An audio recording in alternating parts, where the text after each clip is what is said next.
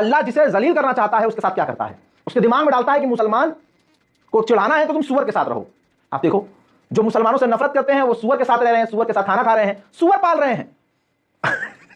इतना ही नहीं, गुलाबी सुअर को अपना बाप माना था इन लोगों ने। आज देखिए, जिसे ये बाप मान लेते हैं अल्लाह उसे ही जलील कर देता है। हज़रात, रिपोर्ट ये भी आ रही है, ईरान का भौकाल देखो यार, गुलाबी सुअर कितना जलील हो रहा है माशाअल्लाह। देखो तो सही, ये अपडेट देखो आप, ईरान के जो खाली टैंकर है, खाली टैंकर, वो भी अमेरिका के ब्लॉकेज को तोड़कर निकल रहे हैं। बताइए किसकी तरफ है आप? गोबर तो नहीं खाते आप। ये देखिए, अल्लाह जिसे जलील करना चाहता है उसके साथ क्या करता है।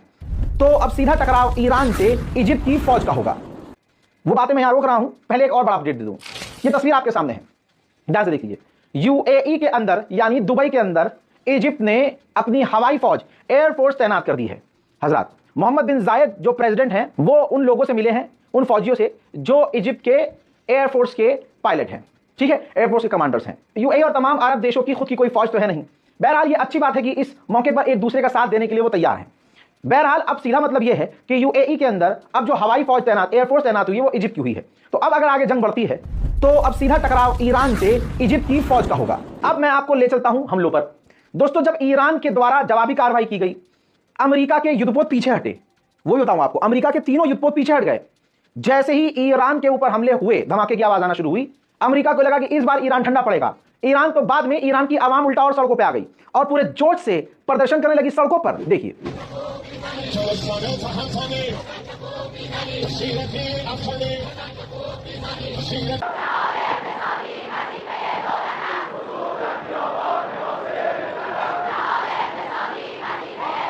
अल्लाह अकबर, अल्लाह अकबर।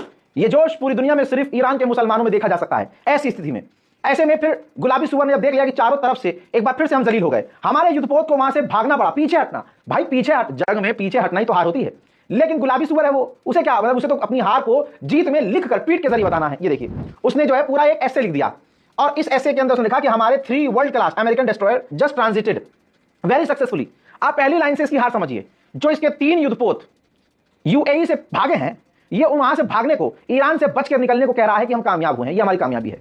तो अगर मैदान जंग छोड़कर भाग जाना कामयाबी है तो ऐसी कामयाबी अमेरिका को बहुत बार दी है ईरान ने।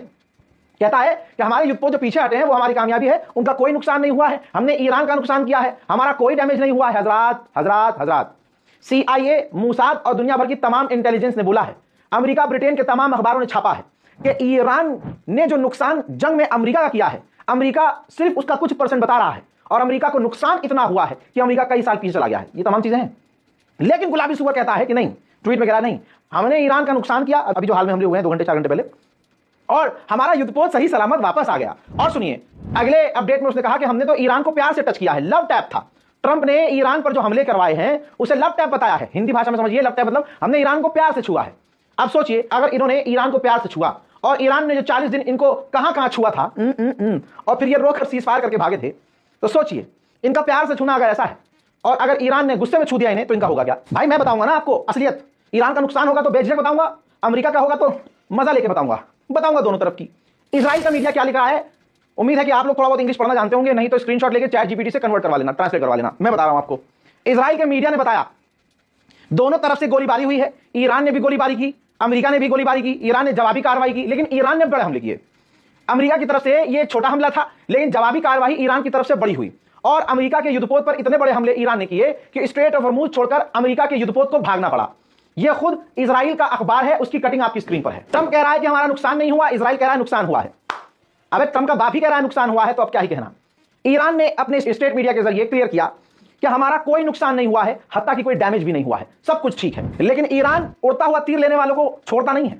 कुर्दिश लड़ाकों ने, कुर्दिश आतंकियों ने डोनाल्ड ट्रंप के इशारे पर कूद कर जो आए थे कि हम लड़ेंगे ईरान से, हालांकि शुरुआत के 10 दिनों में ही पीछे भाग गए थे और उन्होंने मना कर दिया था कि भाई साहब हम नहीं लड़ेंगे, और ईरान से माफी मांग रहे थे।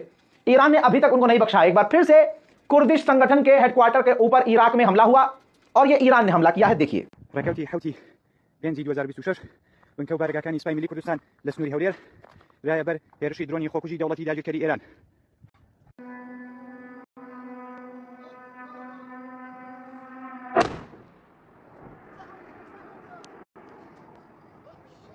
इसके बाद डोनाल्ड ट्रंप ने कहा कि यूरोपीय यूनियन के चीफ और हम दोनों ईरान के न्यूक्लियर वेपन को लेकर एक सोच रखते हैं, यूनाइटेड हैं। मैं कहता हूं पूरी दुनिया इस वक्त अमेरिका के साथ है, लेकिन कमाल ये कितना है, ये कौन सी ताकत है ईरान के साथ जो ईरान को इतना मजबूत किए हुए है।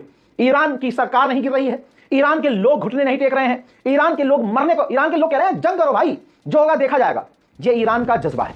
उधर आप बता दो ईरान ने क्या कहा, ईरान ने आगे ये भी बयान दिया कि हमारे जो सुप्रीम लीडर हैं उनकी परमिशन के बिना हमने कुछ नहीं किया है, जो कुछ भी हो रहा है और जो होगा, खामनाई जो ईरान के नए सुप्रीम लीडर हैं, शहीद आयतुल्लाह सैयद अली खामनाई के बेटे मुज्तबा खामनाई, उनकी परमिशन से ही होगा और जो वो चाह रहे हैं वही हो रहा है। हज़रात, बहरीन और अरब देश और भी पूरी तरह से बौखलाए हुए हैं।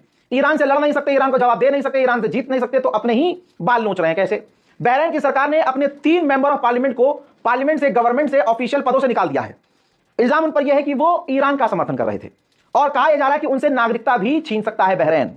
यह है अरबों की असलियत। अब मैं ये कंफर्म नहीं कर सकता कि वो तीनों मेंबर ऑफ पार्लियामेंट शिया समुदाय से थे क्या, क्योंकि इतनी नफरत तो आजकल हम देख रहे हैं कि अरब सिर्फ एक मुस्लिम जो शिया कम्युनिटी है उनसे ही नफरत करी जा रही है और उनको ही अपने मुल्क से निकाला जा रहा है और उनसे नागरिकता तक छीन जा रही है। ईरान ने एक बार फिर से डोनाल्ड ट्रंप का मुंह जो ऑलरेडी गुलाबी है उस पर लाल कर दिया। ईरान ने जो अमेरिका के युद्धपोत और अमेरिका के ठिकानों पर हमले किए हैं, जो किए थे अभी कुछ घंटे पहले, उसकी वीडियो जारी कर दी है।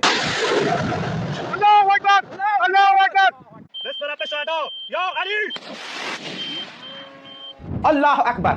ईरान का रौला आप देखना चाहते हैं तो समझिए आज 4 दिन बाद कंफर्म हुआ है कि ईरान ने 4 दिन पहले स्ट्रेट ऑफ हॉर्मुज में चाइनीज ऑयल टैंकर पर भी हमला किया था।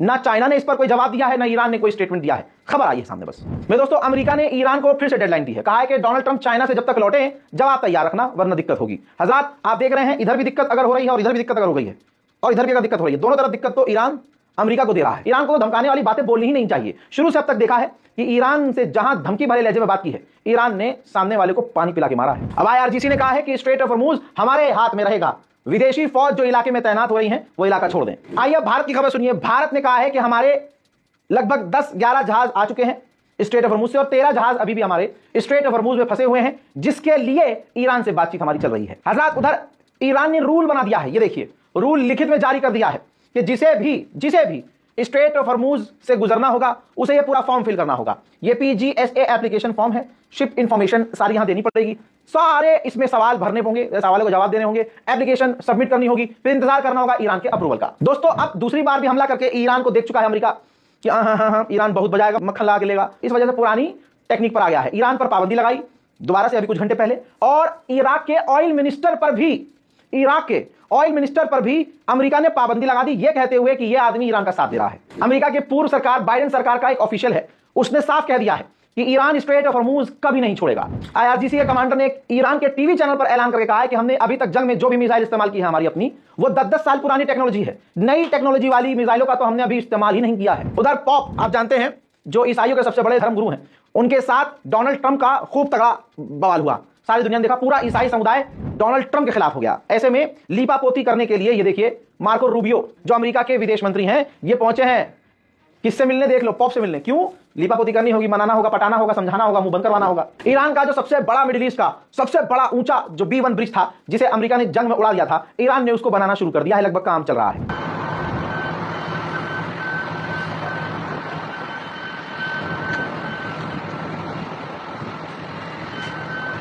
हज़रात, ईरान ने जो टैंकर सीज किया, ये देखिए, उसका वीडियो जारी किया।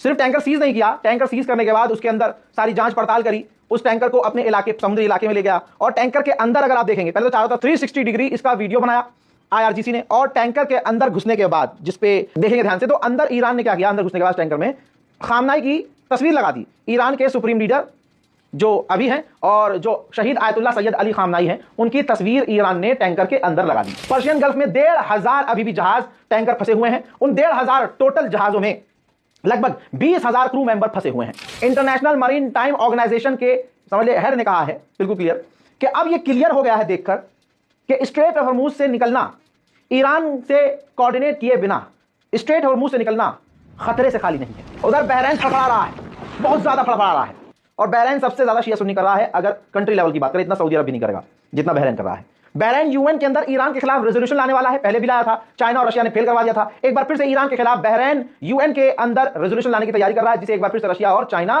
फेल करवाएंगे। हज़रात, रिपोर्ट ये भी आ रही है, ईरान का भौकाल देखो यार, गुलाबी सुअर कितना जलील हो रहा है माशाल्लाह। देखो तो सही, ये अपडेट देखो आप, ईरान के जो खाली टैंकर है, खाली टैंकर, वो भी अमेरिका के ब्लॉकेज को तोड़कर निकल रहे हैं। बताइए किसकी तरफ हैं आप? गोबर तो नहीं खाते आप। ये देखिए, अल्लाह जिसे जलील करना चाहता है उसके साथ क्या करता है। अल्लाह जिसे जलील करना चाहता है उसके साथ क्या करता है, उसके दिमाग में डालता है कि मुसलमान को चिढ़ाना है तो तुम सुअर के साथ रहो। आप देखो, जो मुसलमानों से नफरत करते हैं वो सुअर के साथ रह रहे हैं, सुअर के साथ खाना खा रहे हैं, सुअर पाल रहे हैं। इतना ही नहीं, गुलाबी सुअर को अपना बाप माना था इन लोगों ने। आज देखिए, जिसे ये बाप मान लेते हैं अल्लाह उसे ही जलील कर देता है। लानतुल्लाह।